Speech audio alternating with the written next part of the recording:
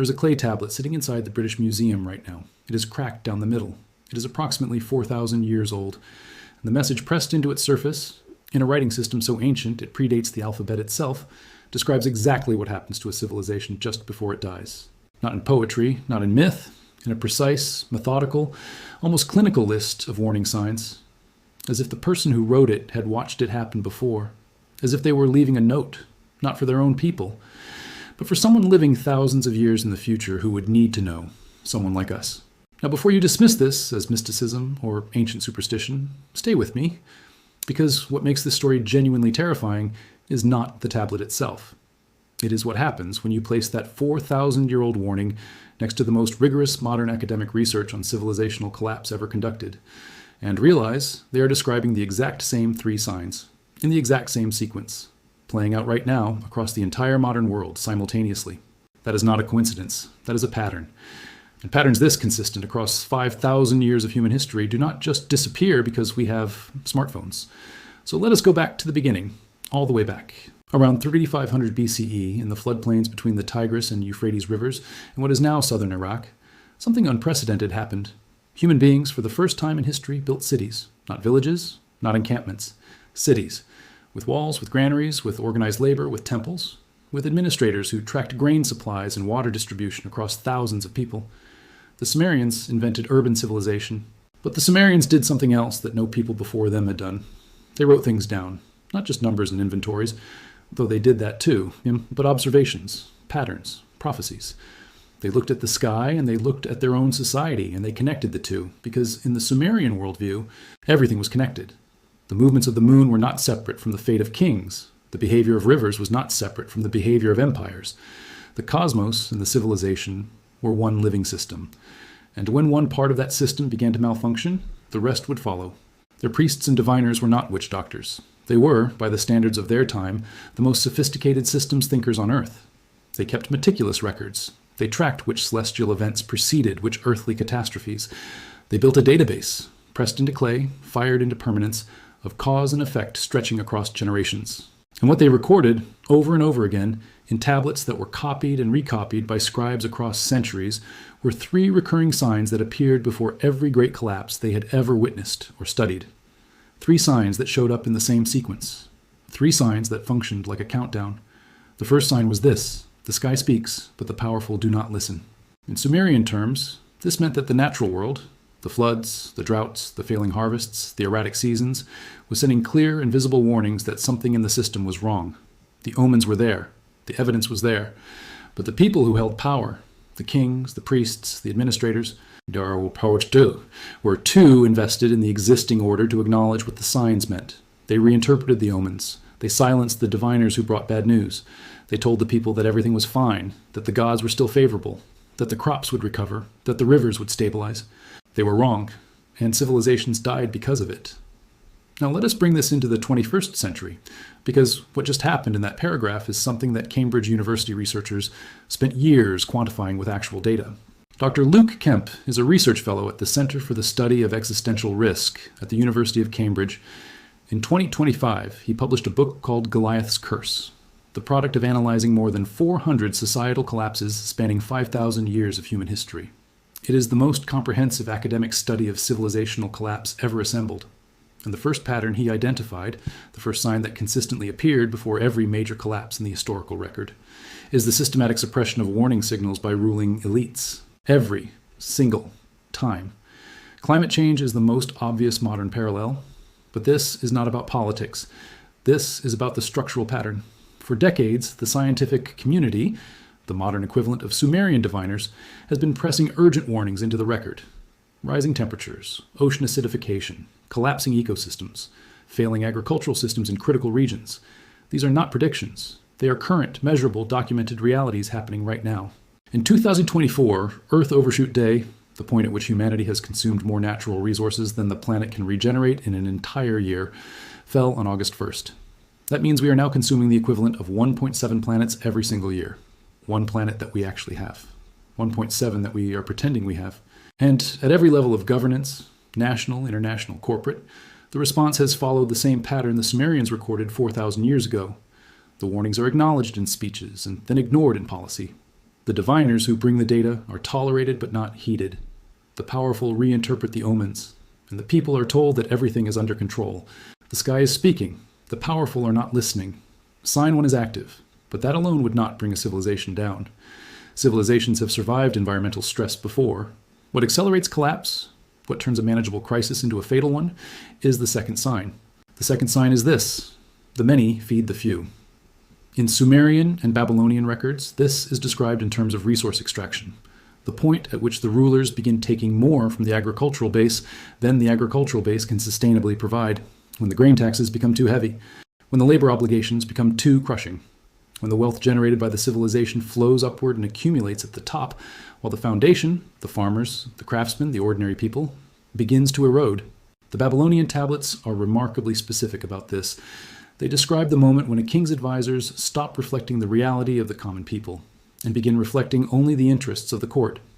When the information that reaches the top of the hierarchy is filtered, curated, sanitized, because no one in the palace wants to be the one to tell the king that the people are starving. And so the king makes decisions based on a false picture of reality, and the civilization drifts toward a cliff that only the people at the bottom can see. Luke Kemp's research gives this an academic name. He calls it elite capture, and he documents it with devastating consistency across every major collapse in the historical record: the Roman Empire, the Han Dynasty, the Western Zhou, the Umayyad Caliphate, the Aztec Empire, the Ottoman Empire. Every single one of them in the decades before their fall showed the same structural signature: extreme concentration of wealth and power at the top, simultaneous extraction from and neglect of the base, and a ruling class that had become so disconnected from the reality of ordinary life that it could no longer make rational decisions on behalf of the civilization it claimed to govern. Now, consider this. Today, the top 1% of the global population owns more than 45% of all the wealth on Earth. That statistic is from the World Inequality Lab in 2023, not the top 10%, the top 1%, 45%. In the United States, the most powerful nation on Earth, though at the center of the current global civilization, between 1944 and 1963, the highest earners were taxed at 90%. Today, it is 37%. The structural direction is unmistakable, and it has been moving that way consistently for decades. But here is what makes this more than just an economic argument. What Kemp's research shows, and what the Babylonian tablets recorded in their own framework, is that extreme inequality does not just cause poverty. It causes institutional fragility. It causes the kind of systemic corruption where decision-making concentrates in the hands of people who are insulated from the consequences of bad decisions, or where the people who hold power have so much personal wealth, so many private resources, so many protected enclaves, that even as the civilization decays around them, they personally feel fine. And so they have no urgency, no incentive to fix what is broken, no felt need to listen to the diviners. Kemp describes this class as exhibiting what psychologists call the dark triad: narcissism, psychopathy, and Machiavellianism, not as individual personality disorders, but as systemic selection pressures. The structure of extreme hierarchical power, he argues, actively selects for people who are willing to extract, willing to deceive, willing to prioritize personal gain over collective survival. And the more extreme the hierarchy becomes, the more purely these traits dominate at the top. This is not a conspiracy theory. This is systems dynamics. And it is exactly what the Babylonian diviners were recording when they described the second sign. The many are feeding the few. Sign 2 is active. Now we come to the third sign. The sign the YouTube title is referencing when it says the third is happening now. But the reality of what this sign actually is, grounded in authentic research, in the academic literature and the historical record, is far more interesting and far more disturbing than any dramatic YouTube framing. The third sign is this: the people stop believing in the civilization itself. In Sumerian thought, this was described as the withdrawal of divine favor, the moment when the gods turn their faces away from a city. But strip away the theological framework, and what the ancient observers were recording is something deeply psychological and sociological. They were describing the collapse of social trust, the point at which ordinary people stop believing that the institutions around them are legitimate, stop believing that the rulers are governing in their interest, stop believing that the civilization's future is their future, and begin, quietly or loudly, to withdraw their participation, their cooperation, their belief. This is not revolution. Revolution is loud. This is quieter. It is the farmer who stops maintaining the irrigation canal because he has watched the water be diverted to the palace gardens for years and cannot see the point anymore. It is the craftsman who stops teaching his skills to the next generation because he does not believe the civilization will need them.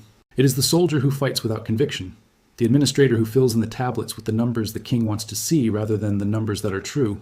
It is the moment when the stories that hold a civilization together, the stories that say we are one people, that our sacrifices have meaning, that the system works for all of us, stop being believed. And here's what every historian of collapse will tell you. And once this begins, it is nearly impossible to reverse, because the third sign feeds back into the first and second signs in a catastrophic loop. When people stop believing in institutions, the institutions lose the capacity to respond to warnings. When they lose that capacity, the powerful become even more extractive because there is no meaningful resistance. And when extraction intensifies, trust collapses further, the loop accelerates. And somewhere in that acceleration, the civilization crosses a threshold from which there is no return.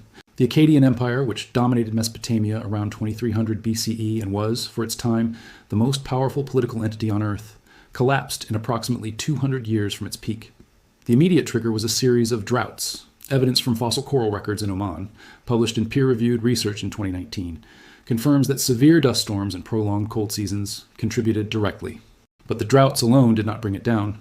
What the archaeological record shows is that the agricultural base had already been overstressed by decades of extraction, that the infrastructure, the irrigation systems, the granaries, the road networks had been underinvested in for generations, and that by the time the climate crisis hit, the social bonds that might have allowed the civilization to adapt and survive had already been fatally weakened. The people had already stopped believing.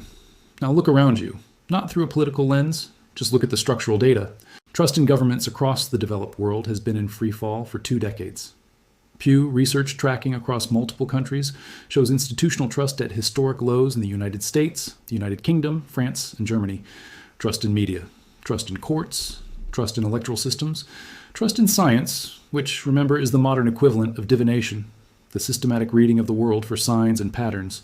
Social cohesion metrics, the measures of how connected and mutually trusting people within a society actually feel, are declining sharply across virtually every major indicator in virtually every major nation. Loneliness has been declared a public health epidemic. Community participation is collapsing. Marriage rates, birth rates, civic participation rates, every metric that measures people's investment in a shared future is trending downward. People are withdrawing, not in dramatic, revolutionary ways, quietly, individually, in millions and millions of small daily decisions to stop believing, to stop participating, to stop caring whether the civilization survives. The gods are withdrawing their favor. Sign 3 is active. Now here's where we have to be honest, because responsible engagement with this material requires something more than alarm. The scholars who study collapse are not fatalists. Luke Kemp, who has spent his career documenting collapse after collapse after collapse, says explicitly, "I am pessimistic about the future, but I am optimistic about people, because the same historical record that documents the patterns of collapse also documents something else. It documents the moments where civilizations faced these exact 3 signs and pulled back from the edge. The reason they pulled back has, in every documented case, come down to 2 things. The first is accurate information. The civilizations that survived were the ones that found mechanisms for honest information to reach decision makers, where the diviners were listened to, where the tablets were read and taken seriously, where the warning systems, however imperfect, however culturally different from our own, were allowed to function. The second is what researchers call inclusive institutions, governance structures that distribute power broadly enough that no small group can capture the entire system, that maintain enough accountability that the extractive dynamic cannot run to its logical conclusion, that keep enough people invested in the civilization's future that social trust does not fully collapse. These are not new ideas. They are the oldest political wisdom in human history, and they are inscribed in the clay tablets of civilizations that either learned this lesson or did not. The Ur-the-Three dynasty, which revived Sumerian civilization to perhaps its greatest height between 2112 and 2004 BCE, did so specifically by rebuilding the administrative and infrastructural foundations that had been neglected during the collapse of earlier empires. They reinvested in the irrigation canals, they reformed the grain taxation system, they rebuilt the trust of the agricultural base, and they bought their civilization another century of extraordinary flourishing before the next cycle began. The pattern is not destiny. It is a warning. And 4,000 years ago, someone thought it important enough to press it into clay and fire it into permanence, precisely so that a future reader, standing exactly where we are now, watching exactly these 3 signs unfold, would have the information they needed. The first sign: the sky speaks, but the powerful do not listen. The warnings are visible. The data is abundant. The question is whether anyone with the capacity to act will choose to hear it. The second sign: the many feed the few. The extraction has been documented, quantified, and published in every major economic institution's research. The question is whether the structural feedback loops that produce this outcome can be interrupted before they become irreversible. The third sign: the people stop believing. This is the most urgent because it is the most invisible, and because once it has fully manifested, the other two signs become essentially impossible to address. You cannot fix a civilization that has lost the will to survive. But here is the thing about the third sign that the ancient observers also understood, even if they described it in the language of divine favor. It is a social phenomenon. It spreads from person to person, and it can be reversed. Not by governments, not by institutions, not by kings or presidents or billionaires, but by people who choose, in the face of all evidence, to remain invested, to remain engaged, to remain present in the shared work of building and maintaining the systems we all depend on. The ancient Sumerian word for this kind of committed, deliberate participation in the life of the city, for the person who stays when others retreat, who maintains the canal when the king is not watching, who teaches the craft to the next generation even when the future is uncertain, roughly translates to something like the one who remembers what cities are for. Every civilization in history that pulled back from the edge of collapse had these people who remembered what cities were for, what civilization was for, not the palaces and the temples and the monuments to power, but the original promise that drove the first humans to build walls and plant fields and press their observations into clay. That together we can survive what none of us could survive alone. That promise is still worth keeping. The tablets are still there. The warning is still clear. The question is the same one it has always been. Are we listening?